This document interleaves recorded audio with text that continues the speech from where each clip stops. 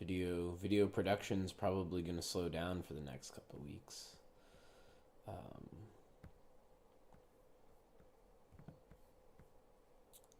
since I'm participating in some program, Math to Power Industry, it's called.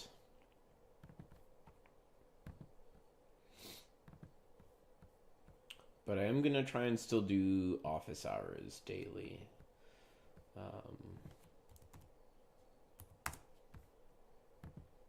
That's the plan. We'll see if that works out. We'll see if I have time.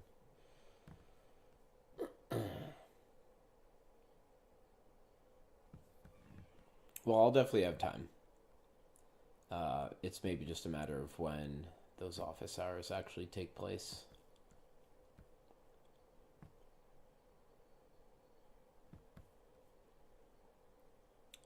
Because maybe next week there'll be a trial period of evening office hours. I don't know. We'll see how it goes.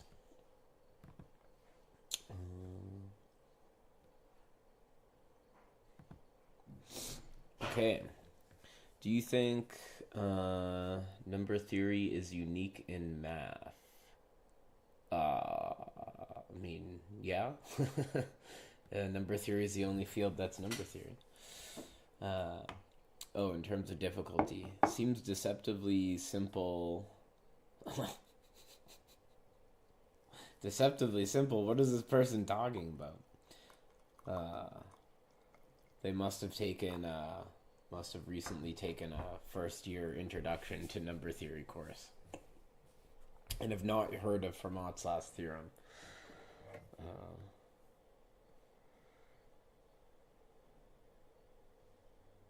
That's what they mean. Okay, that makes sense. Yeah, I mean, yeah.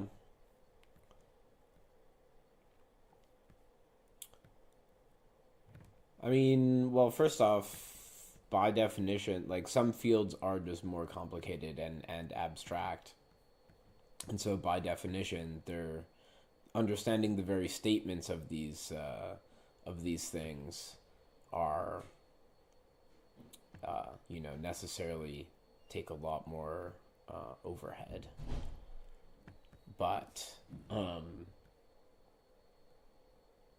yeah, numbers are something that's accessible to basically everyone, right? Like even if you have pretty poor numeracy skills, like you can't function in this world unless you have some understanding of numbers, right? It's like you go to the store and I don't know. Well, I guess you don't need to know that you're grabbing 3 oranges in order to grab 3 oranges, but it's very hard to imagine someone without like just basic numeracy skills navigating this world, right? And so therefore, if we can form, of course, there's very complicated numbers you can sort of describe in ways of producing numbers, but yeah, graph theory for sure. Well, the thing is, I don't think it is as easy even in graph theory to state these things because um, again, people have an intuitive understanding of numbers, and I don't know, like there's certain graph theory problems. Well, mind you, I guess the four things like the four coloring theorem can easily be explained. Um,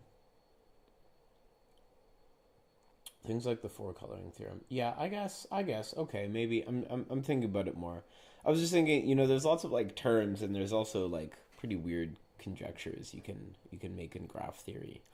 But is it as in like are there as many famous long-standing open problems that are easy to explain in graph theory? Um, I don't think so. But yeah, as time goes on, maybe there'll be more. Yo, is anyone in chat? So dead this morning. That's what I get for streaming this early. But I'm a busy man. I got things to do. I wonder if I need to... Normally someone's here, though. Maybe I gotta restart chat.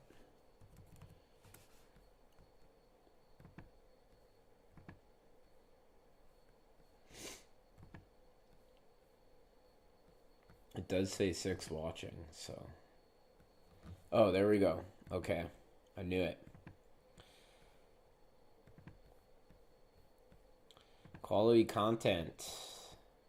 Been so off your game. That's alright. It's been a real shakeup. It's been a real shakeup the last couple weeks. There's been a lot of different people being first in chat, so...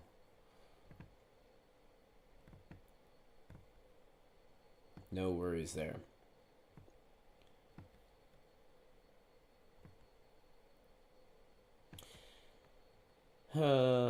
Yeah, okay. I mean, that's,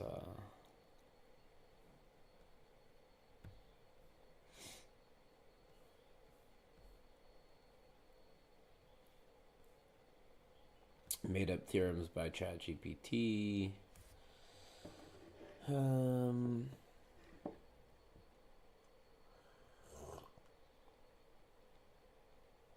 Honestly, I've not really had much in the way of oral exams throughout my math career, and I'm a little disappointed. They seem fun.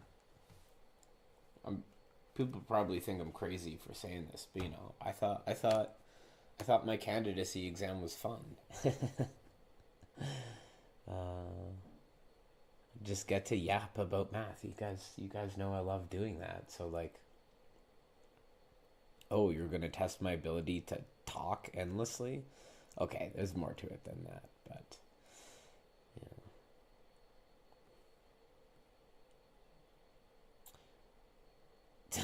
yeah. Does anyone actually enjoy ring and field theory?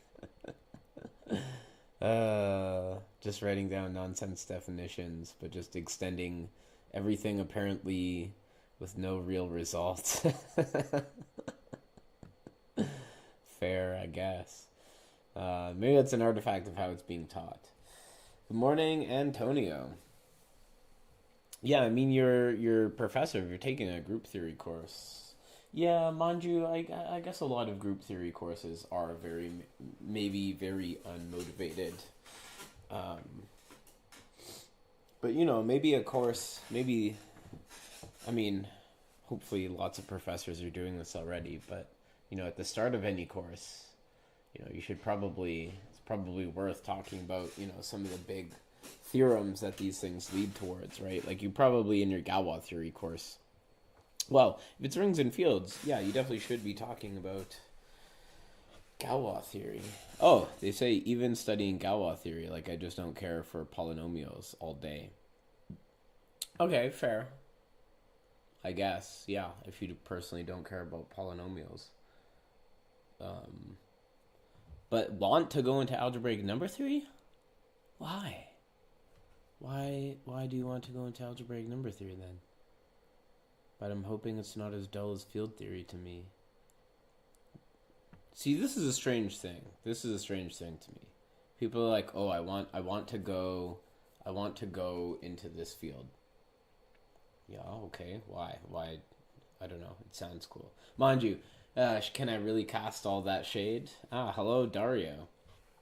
Can I really cast all that shade? I feel like I just picked things to read up on because they sounded cool. So, yeah, maybe I'm not one to talk.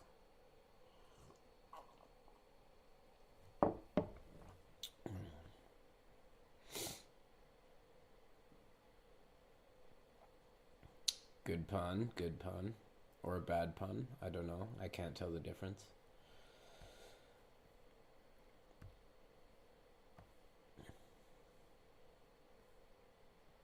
I wonder, I've been, I wonder what people are working on. I kind of feel like I want to yap a bit about stacks because I've been reading up on them lately. But I feel like I don't have enough of this information in my brain to keep yapping. Also, I don't know, does anyone... hopefully people in chat have questions that are more basic than that. Because If I start yapping about stacks, and everyone, including myself, is going to get lost. First test in smooth manifolds. First test in smooth manifolds.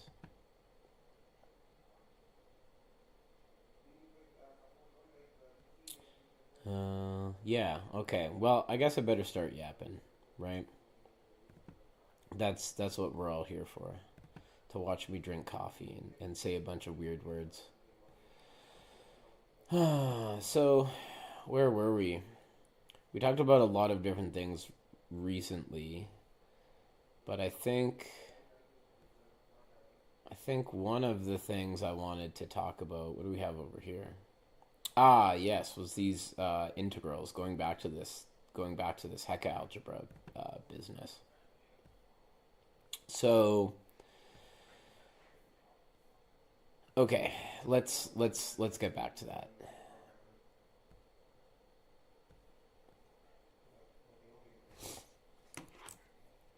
So, we had our Iwahori-Hecke algebra, and we wanted to take a representation of our p-adic group, look at those vectors that were fixed by the Iwahori subgroup, and then we defined an action of these functions on that space where we just integrated. Integrated over the values of the function and the representation we had. And what else did we do?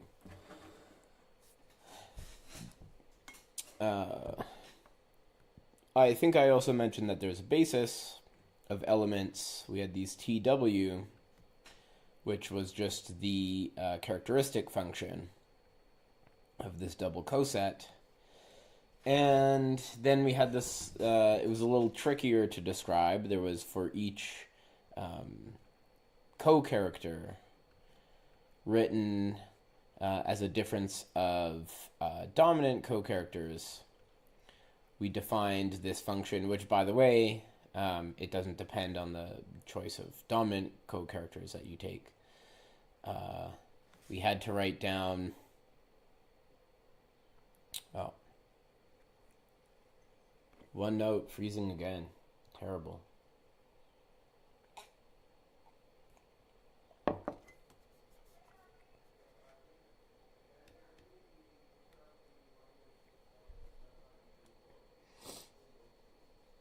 Well, if anyone in chat has other questions, now's a good time to ask.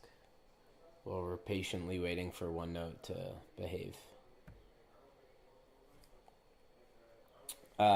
So there's one more little function I didn't explain, and that's this delta 1/2.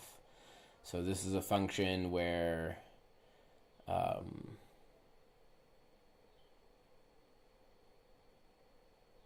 trying to think. I guess this should just be x. And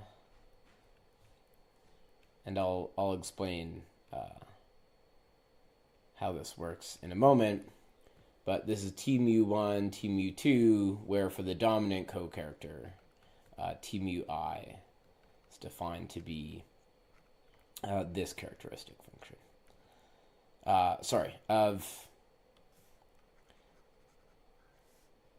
Well, in the case, if we're dealing specifically with GLN QP, the characteristic function of I mu I P I. There might also be an extra normalization here that I need to put in. A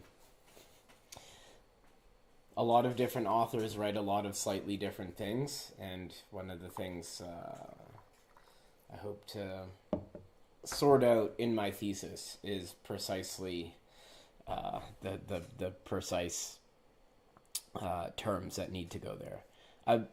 I'm starting to believe, I'm pretty sure it is exactly like this. This is what appears in some notes of Prasad. But it does differ from some other people's places, and yeah. Anyway, so last thing I need to describe. You've been struggling to get a lot of intuition for pro-P groups. You like to think you understand p-adic numbers, but have no feeling for how the structure of other pro-P groups look. What is a pro-P group, actually? Just a limit of P groups?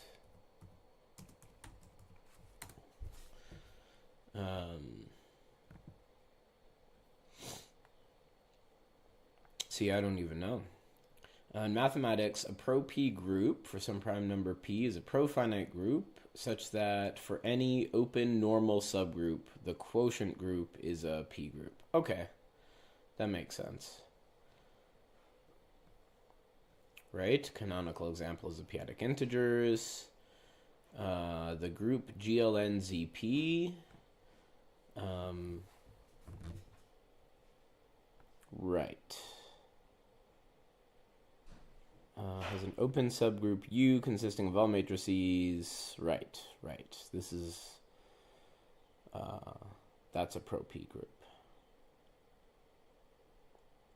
In fact, the p-adic analytic groups mentioned above can all be found as closed subgroups of GLN-ZP. Okay. I mean, it looks like those are the two main examples that Wikipedia offers.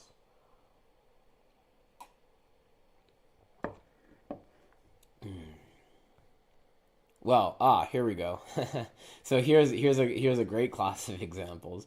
Maybe this doesn't help you with the infinite case, but of course any finite P group is also a pro-P group. But okay, that's maybe not so interesting. I mean, probably you want to hold on to this example and lean into that intuition, right? Like, you know, general metric spaces can be pretty weird, but still, you know, when you're writing down your proofs about them, you're still going to draw pictures as if you're in R2.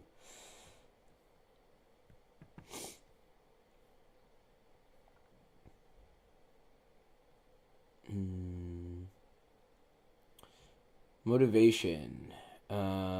These are naturally Galois groups as infinite algebraic extensions. Right, that makes sense. They allow for a family of P groups in one go. Co-class conjectures. I don't know what that is. Increasingly, people are interested in pro-P groups in their own right. Oh, okay. I mean, makes sense, right? Once you get done studying finite groups, you try and go and study other things, right? So then you study Lie groups next because they have a lot of structure, and then okay, we classified a bunch of Lie groups. What do you do after that? Well, pro-finite groups are some sort of approximations to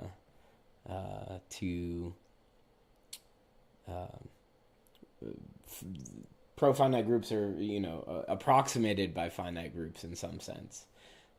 So, you know, it's very, and then we've got nice, you know, theorems about P groups, the CELO theorems. One might hope that those sorts of theorems also hold. Yeah. I don't know if that's helpful at all, because I've no idea what I'm talking about.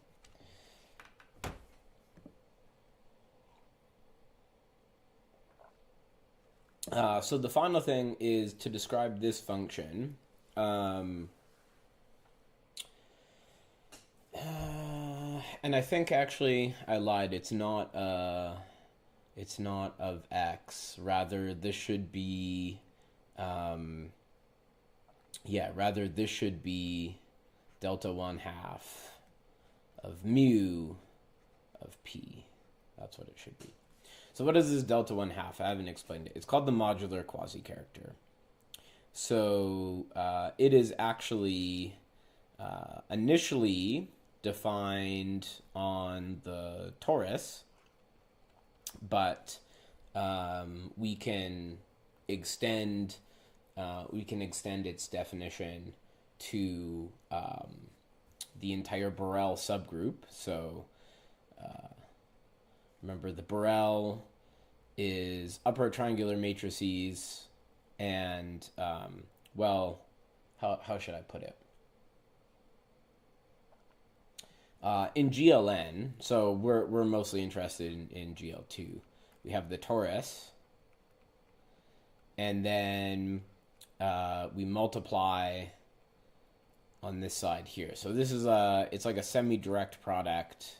The Borel is a semi-direct product, which is the normal one. The T, I think, given by the torus, and what's called the unipotent part of this group. And this generalizes. I mean, we can sort of do this for other groups. You're writing an exposition for a final project using the Golod-Shafarevich inequality from graded algebras. I know nothing of it.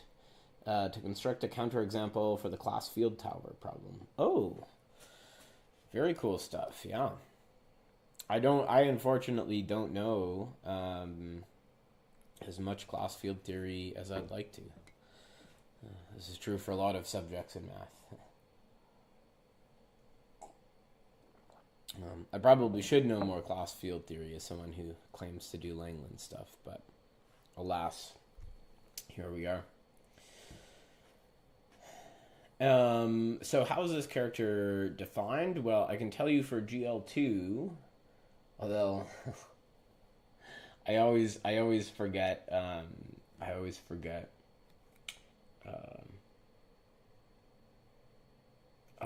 the order things are supposed to go in. So I believe it goes like this. So this character applied to this matrix for GLN, but this character exists on there's a version of this for like all of these groups. And okay, yeah, there's like a more abstract definition where we talk about like how the adjoint map acts on the root spaces, but this is more explicit and amenable to computation. So it's given by this product over all of the so this is you take the p-adic norm of all the entries and multiply all of these things together and put it to these exponents. So this is, closely related to one of those like determinant characters. Like in a previous notation, actually, this is really just this.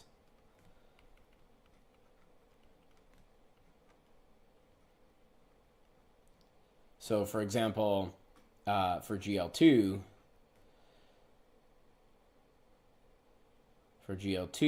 it would just go, let's say, write it as S and T, just be S to the 1/2 times the norm of T to the minus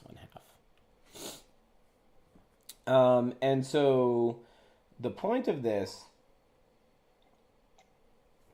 is there's something I didn't tell you before about when I was talking about induction. And I need to tell you how to extend it to the Borel. So first we define it on the torus. Then we extend it to the Borel subgroup, right? Everything in the Borel subgroup can be written in the form of a product of T on the left and N on the right. And so we just trivially extend it. So sometimes we say we inflate it. And so one of the things I didn't mention in my definition of induction before, say when we were inducing from the Borel, actually what we want to do is induce, we technically first, how do I say this? Before we perform induction, we first inflate the representation delta 1/2 tensored with pi, we just trivially inflate the whole thing from the torus to the unipotent part. And so it's a lot like ordinary induction that you might be used to from finite groups. Oh, we're freezing up again. I know I keep saying this, but I'm going to have to give up on OneNote and find a better writing app.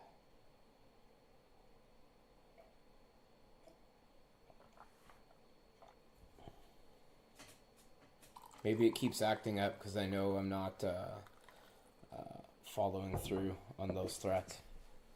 Fimnal, you met your mathematical hero on your way to a seminar today. Interesting. Who's your mathematical hero? Do tell. Do tell.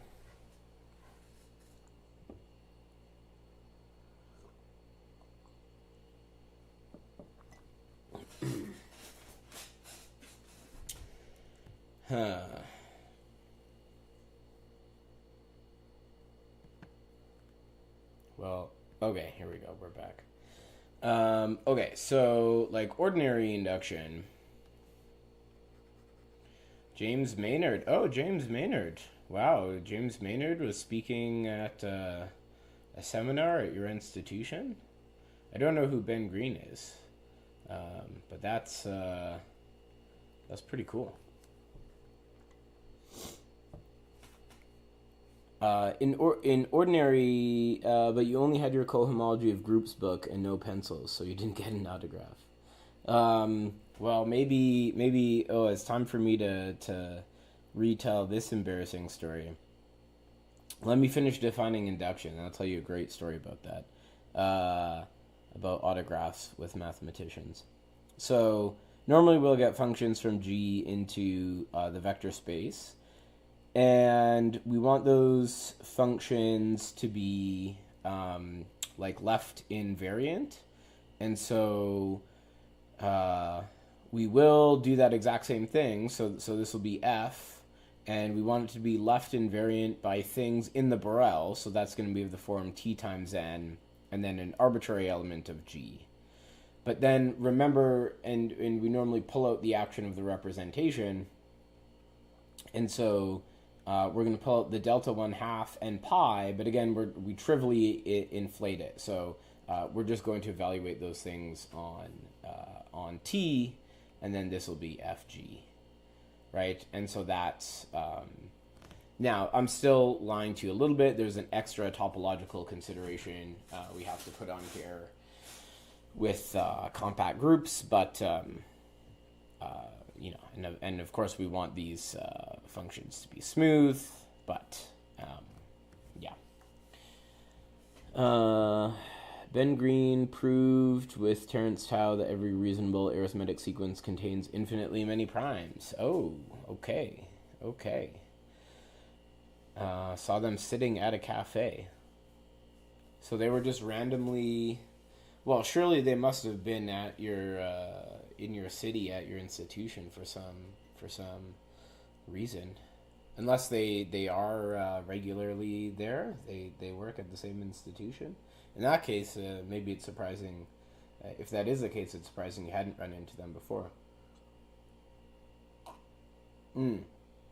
But story time. When I was in undergrad, I went to WAGS, the Western Algebraic Geometry Symposium. And I brought a copy of Hartshorne with me, and Ravi Vakil was there, and I'm like, oh, Ravi Vakil, that's a famous mathematician. So I asked him for his autograph, but I was like, hey, your rising C notes, because at the time, now recently there's a printing of it, but they're here for a conference about harmonic analysis. I see.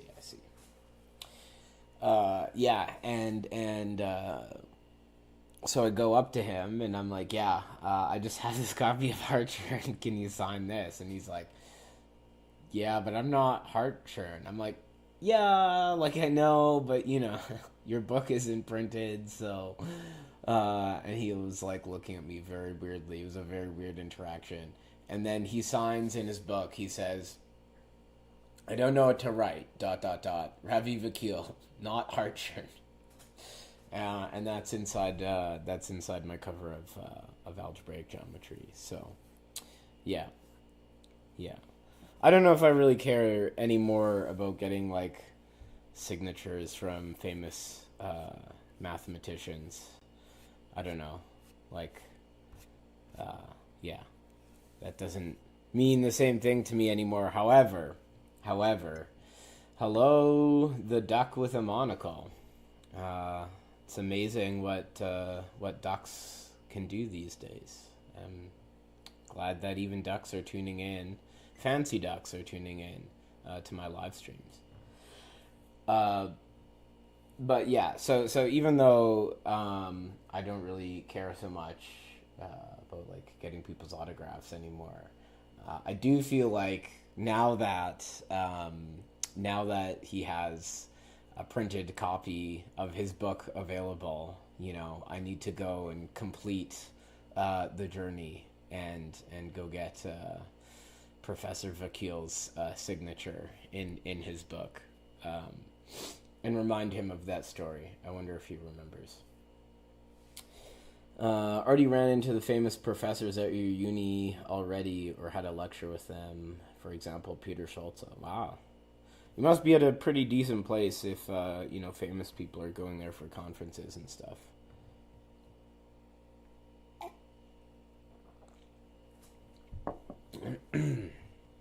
So, okay.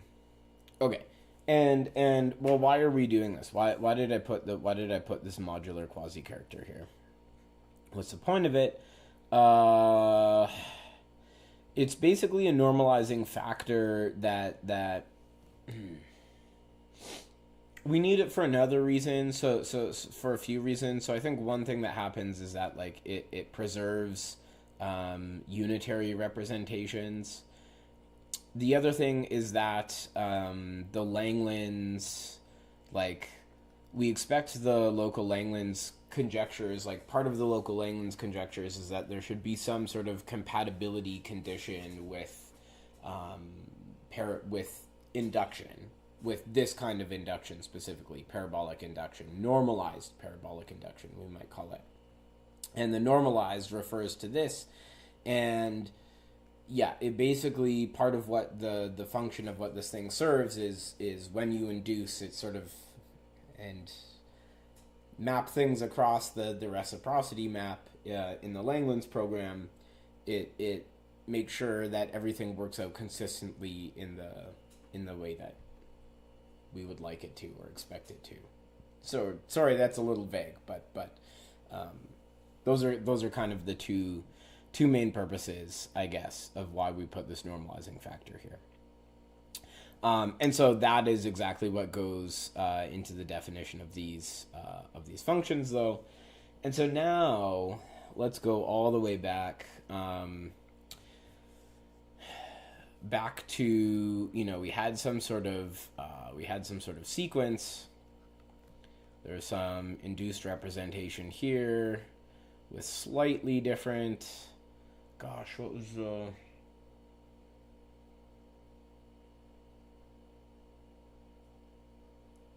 I guess it was like m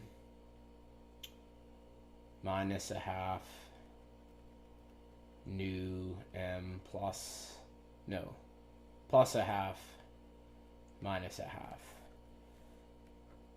We had the short exact sequence, and we wanted to compute the corresponding modules over the Iwahori-Hecke algebra.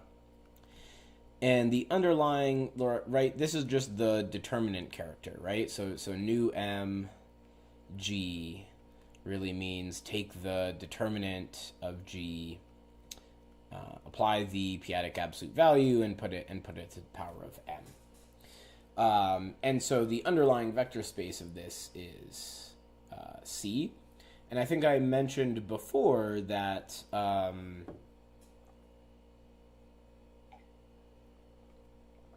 everything in the everything in the Iwahori subgroup, for all G in the Iwahori subgroup, the determinant or the determinant character is trivial. This will just be equal to 1. And so yeah, the p-adic absolute value of anything in here should just be equal to 1. And so the I fixed points then is just the entire space of complex numbers. So that means that the underlying module that we get corresponding to this character will just be this one-dimensional representation. And now, in order to compute it, we just need to see what it does. We want to compute it on generators. We want to compute it on our generators. And what do we have? We had TS, which is the characteristic function of ISI, where S was, so we're in the GL2 case, S was this matrix. Hello, recently discovered the channel and it's very fun so far. Oh, I'm glad that you enjoy it, Broma. Well, let me know if you have any questions. That's what office hours are here for. Otherwise, just enjoy me yapping about my research, I suppose. And one other thing I want to remind you of is that, so in general, we have this vowel group, which, the general definition is the normalizer of the torus modulo of the torus. For GLN, it just ends up being isomorphic to the symmetric group. But in general, it will be generated by these special sort of terms, which there's a way to describe this in terms of root systems. They're called simple reflections, but again, in the case of the symmetric group, SI is just the permutation that swaps I and I plus 1. So I guess this should be SN minus 1. And we have a notion of length as well. So if you have some arbitrary element in the vowel group, and if you can write that element in terms of I sub 1, I sub 2, SI 3 ... up to SI sub k. So if you can write it, if you can find a way to write it with k terms, and you cannot find a way, because of course you can trivially write it with any, with a higher number of terms, right? Like you could just multiply in front, like SIK in inverse, right? You could just stick that in there. Well, and then find a way to write the inverse in terms of simple generators, which in our case would just be this is the identity. You can stick that in front, but the length is the minimal way that you can write it. So if you can write it with k things and you can't write it with less than k things, then the length is k. And so going to our integration now, so let's see, how does TS act on an element in our underlying vector space, which in this case is just a complex number. Well, we're going to integrate over all of G. We're going to integrate this function. And, well, in this case, it is, so I wrote pi. I should write nu m. So it's going to be nu m applied to G times z dg. How's it going, wandering traveler? You're also a grad student in math. Welcome to the channel. What area of math or areas of math does your research touch on?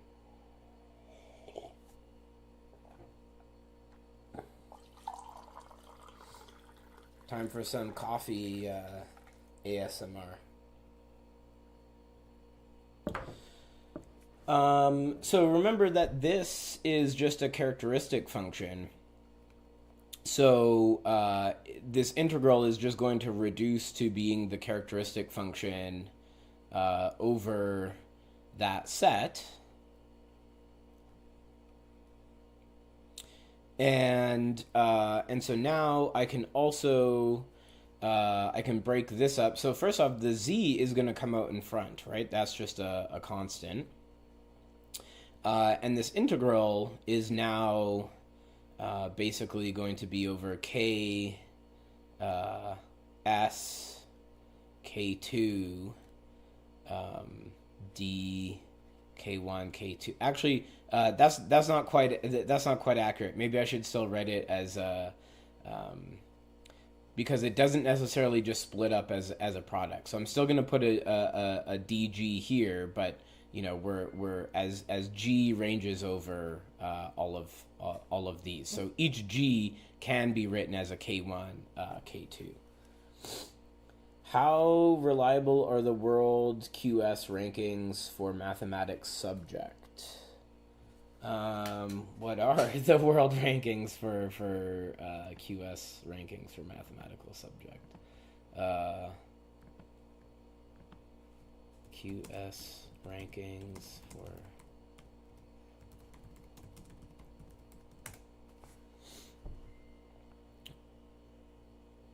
Oh, you mean the university rankings? Yeah, that's what I thought it was. But then you said subject, so I mean, yeah, I think pretty accurate. Like, okay, MIT is the top ranked university, and Stanford and Cambridge are up there. Like, I mean, okay, to some level, it's like, oh, what does it really mean to, like, what makes one mathematician better than the other? What makes one institution better than the other? And, yeah, what, I mean, okay, but obviously, there's, you know, very smart people are, at all of these top institutions, right? So,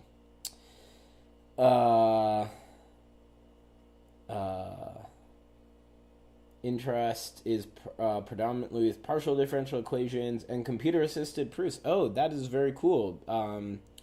Because I feel like that's, in my experience, that's one thing that's been lacking, at least in the proof assistant community. I think for purely sociological reasons, seems to be dominated a lot by algebraicists and homotopy theorists. Both of which I love, of course, but I've really felt that for the benefit, you know, in order to move towards a world where we have like full, rich mathematical libraries, and where people are you know working mainly in proof assistance, a future where we're mainly in proof assistance, that we need a lot more analysts to get on board, and in the same way, if we can just snag one or two like more famous analysts, in the way that, you know, some famous people I think have brought a lot of people to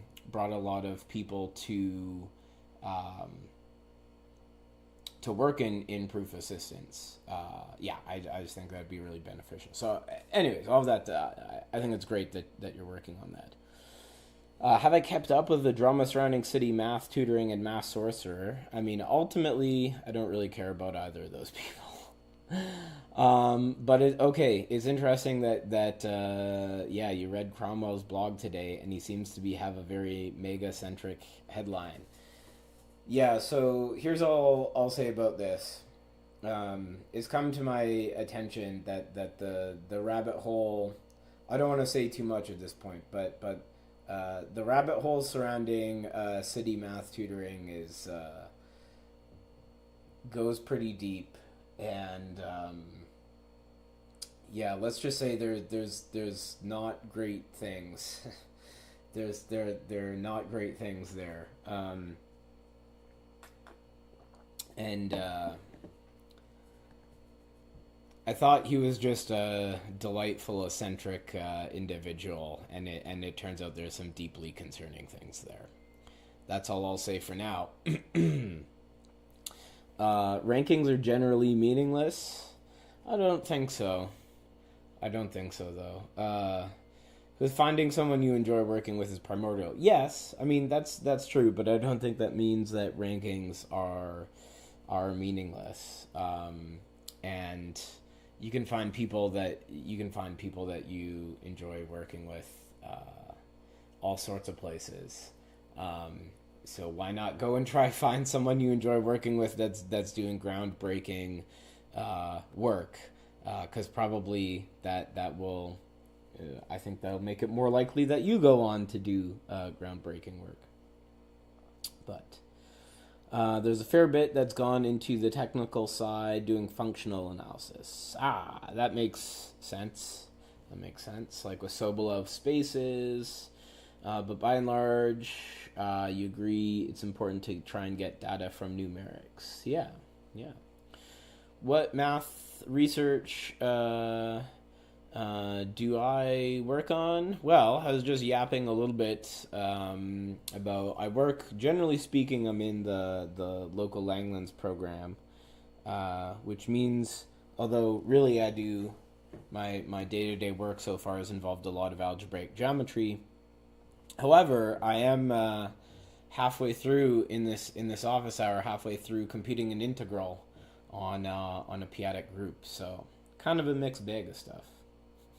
Think we'll stick to maths. Yeah, for now. I don't want to, seen city math tutoring guy before. A guy strikes you as very old school and perhaps not aware of some of the sociological concerns in a modern America. No, I think he's aware. I think he's aware in a very not good way. Yeah. That's all I'll say. I don't know. Concerning stuff there. More than just naivety.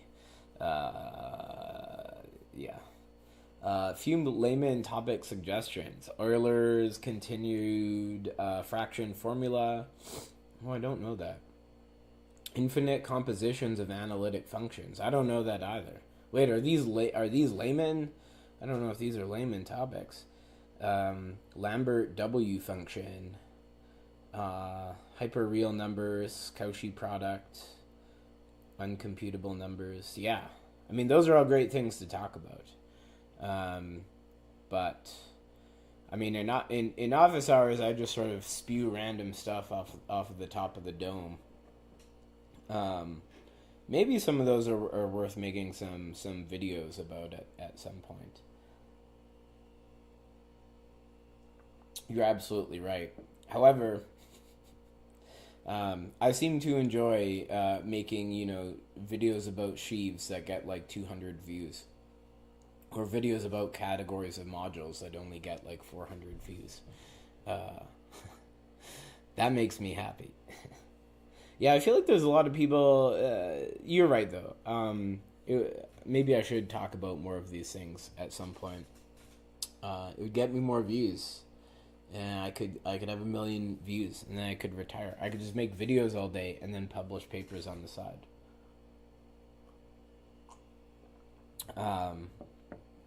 But for now, I'm just going to keep yapping about my very esoteric interests. Okay, let's finish this integral. Unless we get more interesting questions. It's always a good excuse to not do integrals. Would be interesting to see me lecture about some of the relevant stuff to your work if I haven't already. Like with differential geometry or some select topics on the theory of smooth manifolds.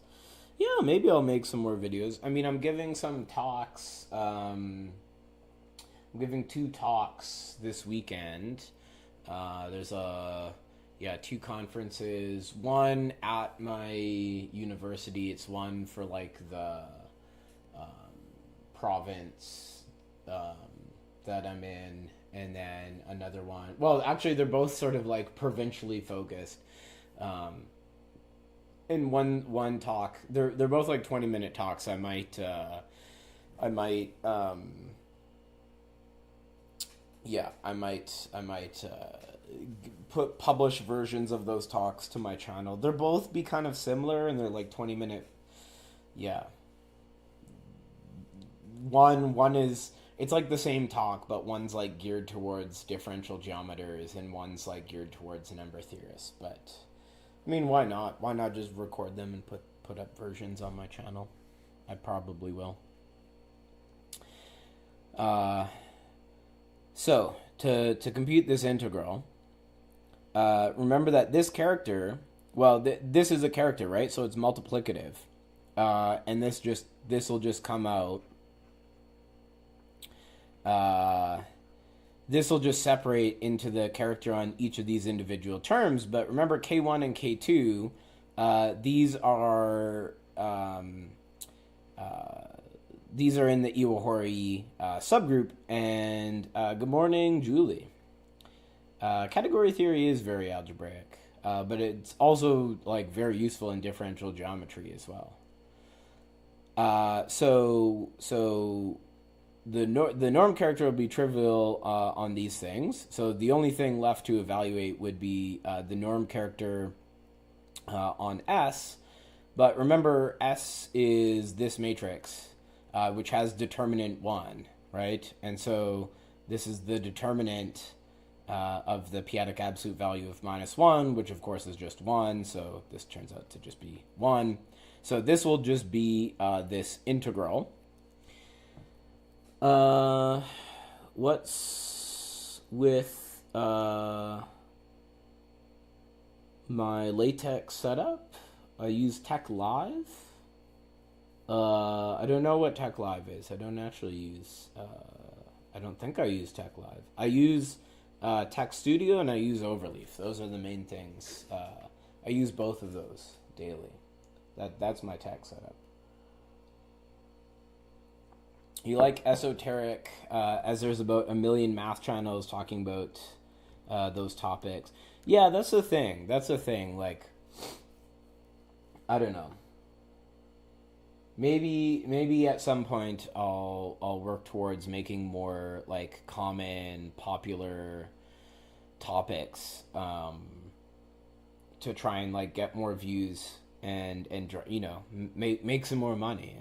It'd be nice to make some actual cash off this channel, but I still want to have a core of focusing on higher level mathematics, because ultimately, to some, I try and make like thumbnails that'll get people's clicks or something, or say, oh, your proofs are trash, and people click on it. But like at the end of the day, I'm not trying to put my eggs in the basket of being a YouTuber.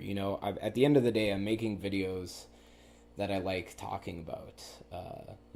Like, yeah, am I disappointed that my sheaf videos only get like a couple hundred views? Sure.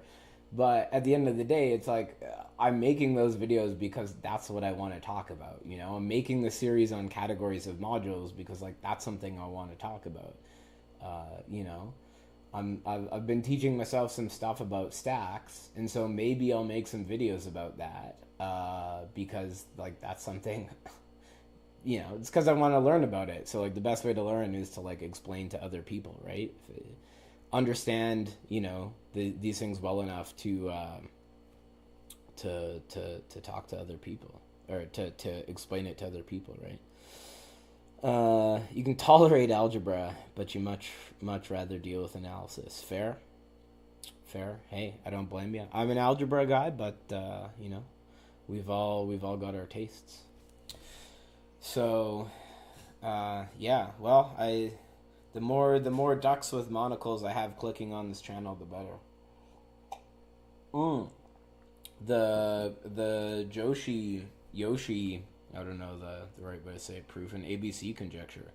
Wow, that is an interesting question. Let me say one more thing. I'm almost done this integral computation.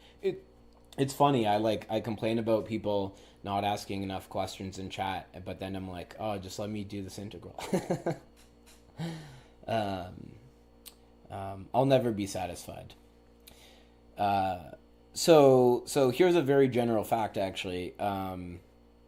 This is again, I'm not really gonna prove it. Maybe I'll look it up in the book of. It's in Bushnell and Enyart's book. Oh, OneNote's freezing, so I'll just answer the question. I mean, ultimately, I don't know what's going on with that proof. It's very interesting. I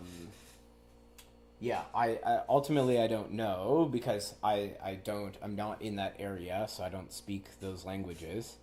But I mean, it's kind of funny that after years of controversy, here comes this guy. Actually, he's not the first person to try and bridge the gap. Professor Taylor Dupuy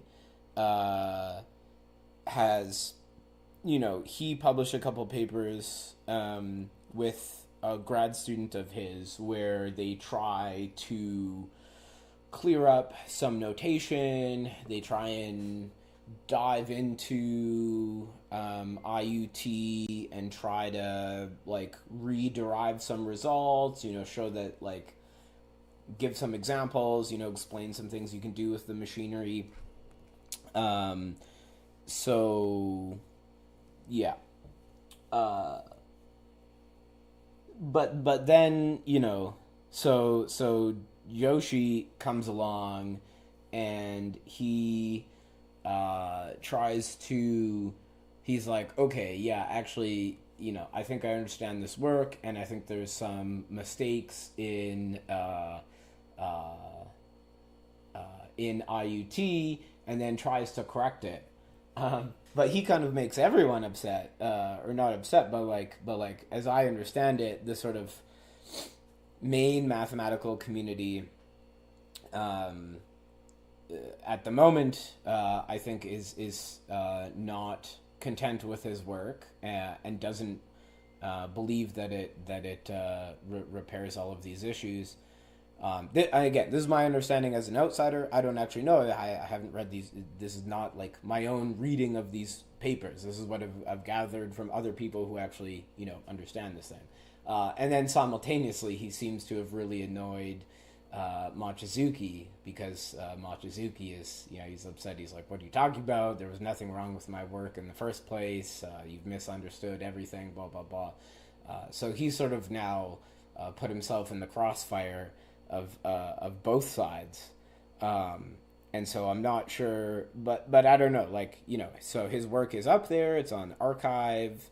I guess it's been submitted. I have no idea where it is in the process of if any of it has been accepted. Probably it's still being reviewed. I think if you go and you look, you can find conversation with him and other people. And so I think, there's been some back and forth and suggestions about, or people pointing out, oh, maybe this part is still problematic. And I think he's already tried to address some of those things and go back and fix some of these things. So ultimately, I don't know. But the rough state of things, I think, is that, his papers are now out there. He's made the claim that he understands a bunch of things in IUT and has repaired it. And I think at the moment, still, both sides are not content with those documents.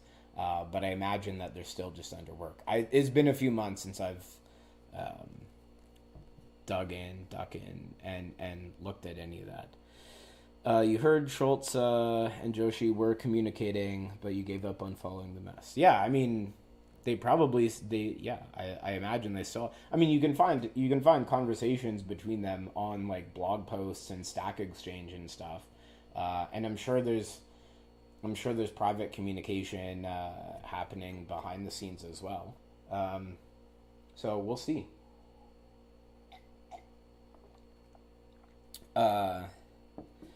You talked about the comma construction yesterday, and your lecturer mentioned it was a two-categorical pullback as a fun fact. We didn't talk about two categories. Can you say something about that?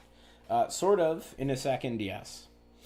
So let me just mention... for GLN, there's a general fact. It turns out if you take any element of the Weyl group, you take this double coset and you take this integral, it turns out this will always be p to the power of the length of w. And so this turns out exactly the length of s is just 1, and so this simply becomes multiplication by p. So for the determination of this module, we find then that that Ts acts on Z simply by multiplication by P. And this is actually in line, if you remember this generator, we said it was subject to this quadratic relation, right? And so therefore, if we were to take some one-dimensional module, which means each of our generators in the ring has to act by some scalar, then that scalar would have to either act by -1, or by p, and so that's consistent with what we found. Z, you arrived early today. I started early today, and I'm gonna end pretty soon. But yeah, I mean, so a 2 category. What's the idea behind a 2 category? Well, actually, I'm probably gonna say something wrong, because there's like a weak 2 category and a strict 2 category, and there's also the notion of a bi-category.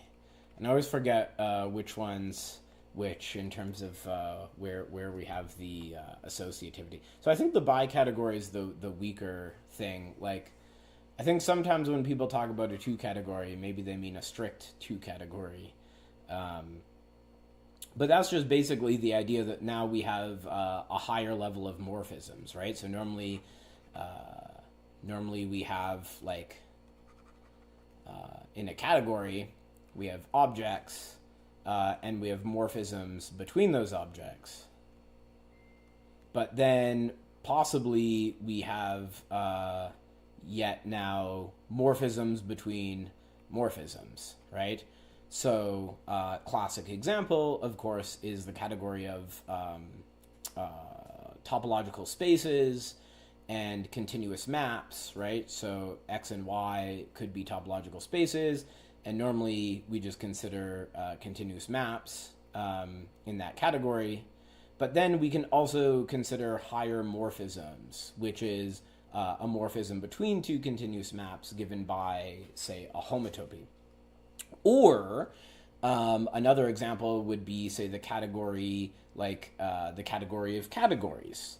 That has a 2 categorical structure where we have X and Y are now categories, F and G are now functors, and alpha would be a natural transformation of those functors. But the differences between the categories of, so the difference between like 2 categories and bi-categories is, in one of these cases, like normally we ask that our arrows in a category are associative, right? That composition in our category is associative. So G, what am I doing? And so normally we ask that to happen exactly on the nose. But for example, like in the homotopy category, or like if we're talking about the higher morphisms of homotopies, like if you imagine what happens at the level of the fundamental group, composition of paths or concatenation of paths is definitely not literally equal, but they are homotopic. So in a higher category, we might ask instead maybe that these, so these are FGH are all morphisms. We might ask instead not that these maps are literally equal, but rather we might ask that there is a higher morphism between these maps, and then hello Conan. We might then impose, so we might ask that there's a higher morphism, and then impose compatibility conditions on these. So I don't actually remember which one's which. I'm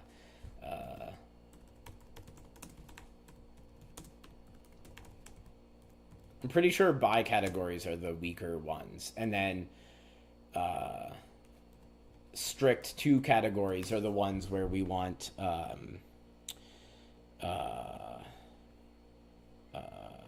strict 2 categories are where we want composition to be on the nose. Yeah, so bi-categories are right. Bi-categories are exactly are weak 2 categories, and so they subsume strict 2 categories. Right. Both have objects, morphisms, 2 cells. So a 2 cell is like the higher commuting thing. Right, but the weak 2 category simply has composition up to isomorphism. Right, so I should have added over here that, so not only is this a 2 morphism, but normally it's a 2 isomorphism.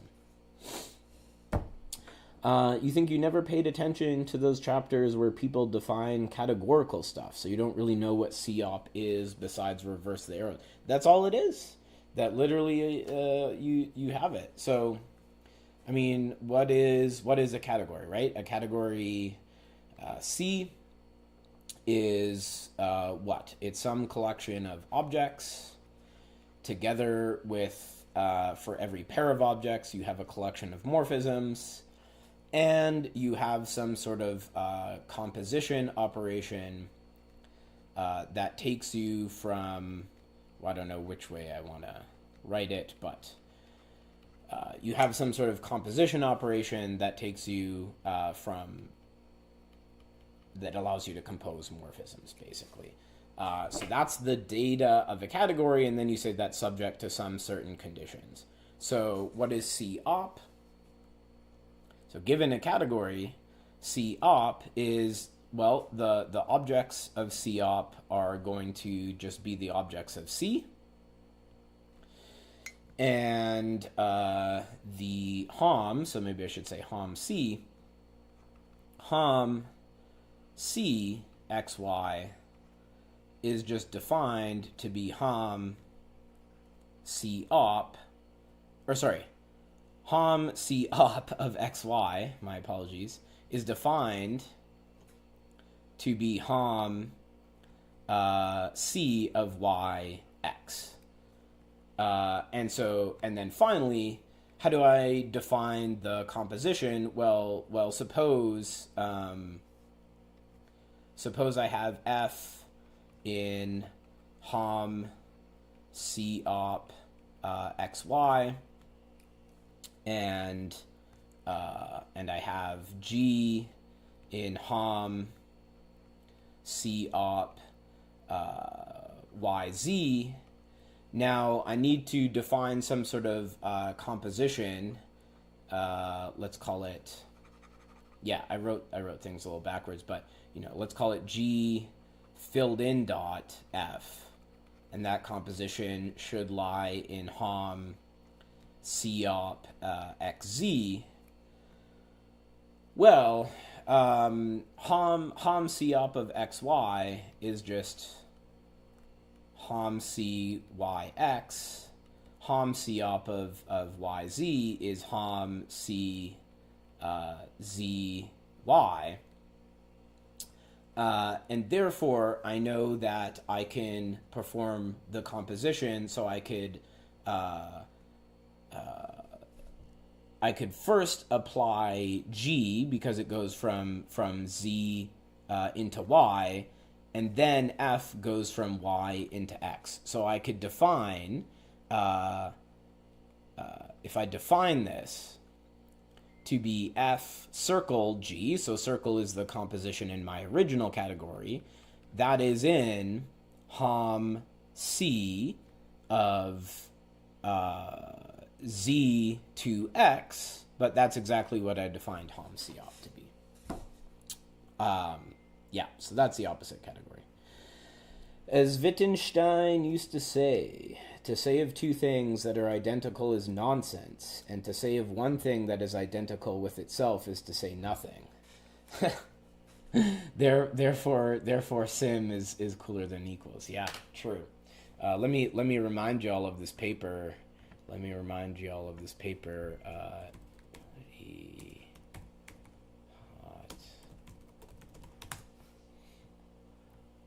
Where's the paper? Yeah, equivalences. Yeah, here we go. This is the paper. What's it called? Equivalences, univalence, and quotient. Oh, this isn't the paper though.